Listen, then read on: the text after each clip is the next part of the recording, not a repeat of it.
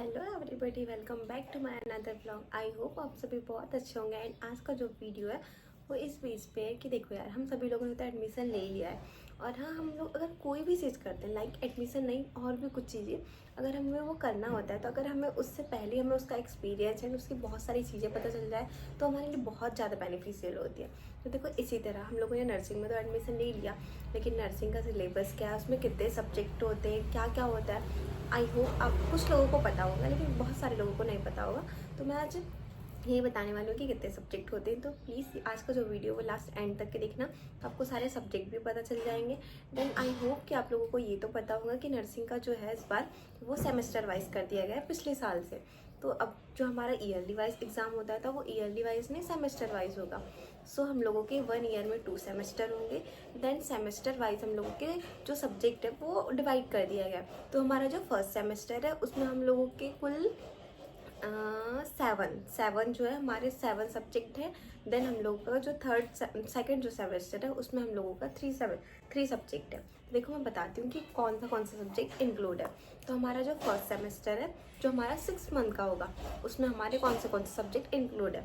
तो anatomy, physiology, sociology and psychology, nursing foundation part 1, then community English and computer. तो देखो ये सारे मिलाकर के कितने सब्जेक्ट हो गए, 7 हो गए। तो ये हम लोगों का सेमेस्टर फर्स्ट है जिसमें हम लोगों के 7 सब्जेक्ट इंक्लूड है।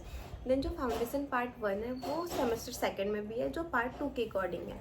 तो सेमेस्टर 1 का तो आपको पता चल गया कि कितने सब्जेक्ट है। देन मैं फिर से रिकॉल करवा देती हूँ।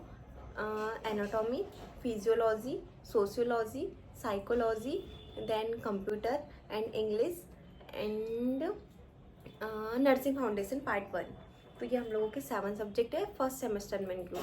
देन जो अपना सेकेंड सेमेस्टर है उसमें हम लोगों का एक न्यूट्रिशन सब्जेक्ट है एंड फाउंडेशन पार्ट 2 वो इंक्लूड है। देन बायोकेमिस्ट्री ये इंक्लूड है, बिकॉज बायोकेमिस्ट्री जो है हमारे फर्स्ट सेमेस्टर में इंक्लूड नहीं है, तो ये हमारे सेकेंड सेमेस्टर में है। तो ये हम लोगों के टोटल हो गए 10 सब्जेक्ट्स।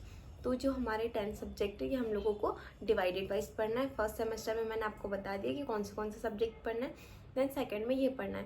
तो आई होप आप लोगों को ये पता तो चल गया होगा कि कितने सब्जेक्ट होते हैं और उसमें क्या क्या पढ़ना होता है। तो फर्स्ट सेमेस्टर में देखो एनाटॉमी में आपको पता है कि क्या पढ़ना होता है।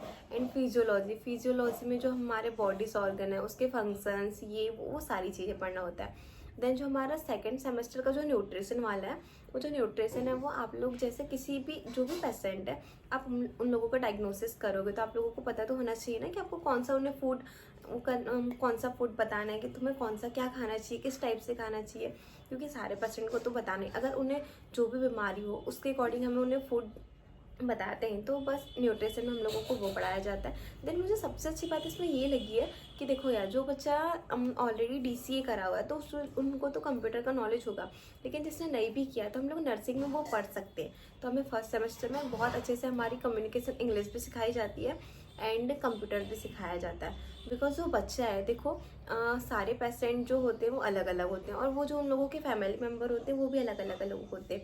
तो अगर किसी को इंग्लिश आती है तो हमें उन्हें इंग्लिश में टॉक करना पड़ेगा, हिंदी आती है तो हमें हिंदी में टॉक करना पड़ेगा। देखो उतना ज़्यादा मॉडरेट नहीं होता, मॉडरेट इंग्लिश नहीं होती है, बट हाँ थोड़ी तो सभी को आना चाहिए यार। मैं इस चीज़ से एग्री करती हूँ कि हमें थोड़ी बहुत इंग्लिश तो आनी चाहिए जिससे हम टॉक कर सके बिना हेजिटेशन के। तो वो हमें इंग्लिश भी सीखनी पड़ेगी। और यहाँ जो हमारा पूरा जो होल सिलेबस होता है वो इंग्लिश टू इंग्लिश होता है। तो जिस बच्चों को नहीं पता होगा तो वो हमें पूरा जो नर्सिंग का है हमें पूरा इंग्लिश टू इंग्लिश पढ़ना पड़ेगा एंड बहुत सारी चीज़ें सीखनी भी पड़ेगी। तो इसमें देखो ज़्यादा घबराने की बात नहीं है, अगर जिस बच्चों को इंग्लिश नहीं भी बनती तो वो धीरे धीरे सीख ही जाता है। तो बस इस वीडियो में मुझे आज के वीडियो में यही बताना था कि हमारे कितने सब्जेक्ट होते हैं। तो आई होप आप लोगों को पता चल गया होगा कि हमारे 10 सब्जेक्ट्स होते हैं और ये फर्स्ट ईयर के सब्जेक्ट हैं जो डिवाइडेड हैं। Then second year third year के वो मैं आपको आगे के नेक्स्ट वीडियो में बताऊंगी कि वो किस तरह से डिवाइडेड है और क्या क्या है। तो आप अब ये जो हैं ये सारे जो सब्जेक्ट्स हैं उन लोगों को थोड़ा थोड़ा बुक से, या फिर अगर आप लोगों के पास बुक्स होगी या फिर आप लोगों का अब फ़ोन तो अवेलेबल है यार, फ़ोन में भी आप लोग देख सकते हैं कि कौन सा सब्जेक्ट में क्या क्या है। तो आपको सब्जेक्ट एक बार लिख लेना कहीं भी और उसमें देख लेना कि किस सब्जेक्ट में क्या क्या आता है। तो आप लोगों को बहुत ईजी होगा कि जब आप लोगों को मैम समझाएगी तो आप लोगों को पहले से कुछ तो पता होगा ना, इसलिए। और हाँ, जो हम लोगों को बुक्स है वो तो हम लोगों के हमारे कॉलेज में लाइब्रेरी में अवेलेबल होगी।